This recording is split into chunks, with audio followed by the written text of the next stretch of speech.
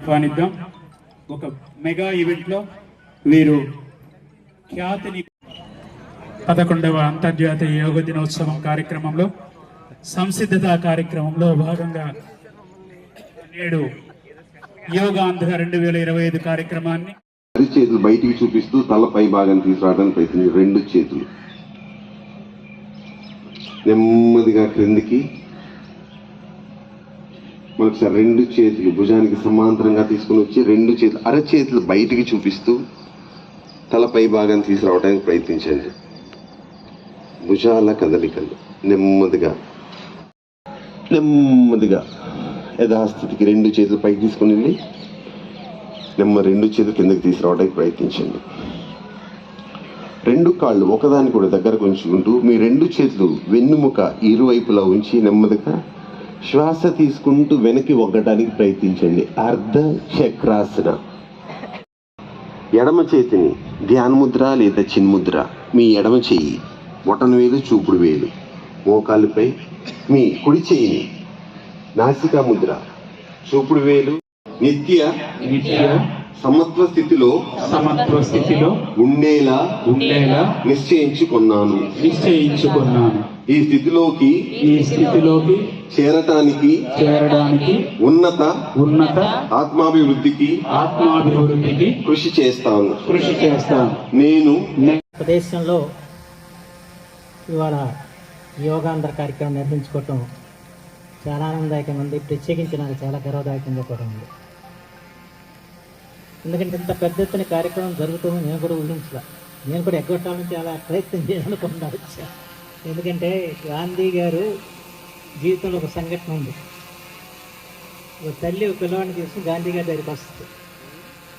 గాంధీ గారు ఏంటంటే, బాపూజీ మా అబ్బాయి బెల్లకపోతే అంటున్నాడు, మీరు చెప్తే మానేస్తారండి. గాంధీ గారు అంటాడు, వారం రోజుల తర్వాత తీసుకురామంటాడు. సరే, వారం రోజుల తర్వాత తీసుకెళ్తారు. అప్పుడు ఆ పిల్లడికి, బాబు ఏది కూడా అధికంగా తినకూడదు, బెల్లం కూడా అధికంగా తింటే అది ఆరోగ్యానికి మంచిది కాదని చెబుతాడు. అప్పుడు ఆ తల్లి ఉంటుంది, బాబూజీ వారం రోజుల క్రితం ఈ మాట చెప్పుకున్నా కనీసం రాకపోకలు ఖర్చున్నా కలిసి వచ్చాయి కదా అని చెప్పి.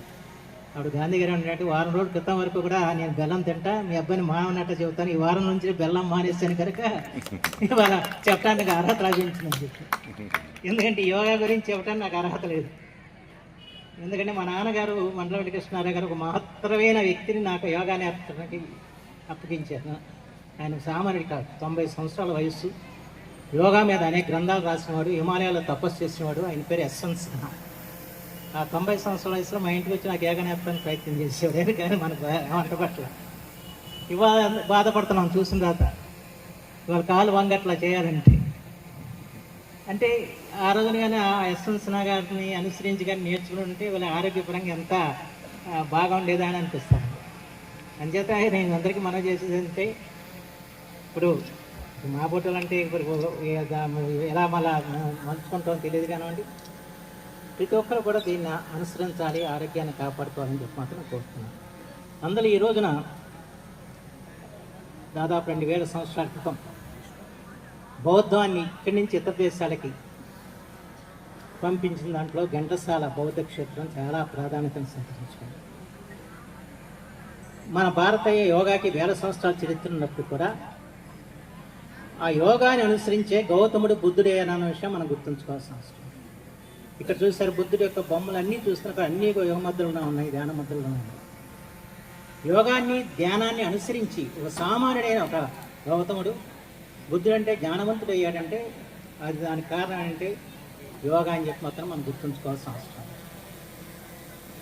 ఎప్పుడైతే ఆ రోజుల్లో యోగా పేరు వేరుగా ఉండొచ్చు బౌద్ధంలో, కానీ వాళ్ళు చైనా కానివ్వండి, థాయిలాండ్ కానివ్వండి, శ్రీలంక కానివ్వండి, ఈ దేశాలన్నింటికి కూడా వ్యాప్తి చెందిందంటే అది బౌద్ధ యుగంలో వ్యాప్తి చెందింది.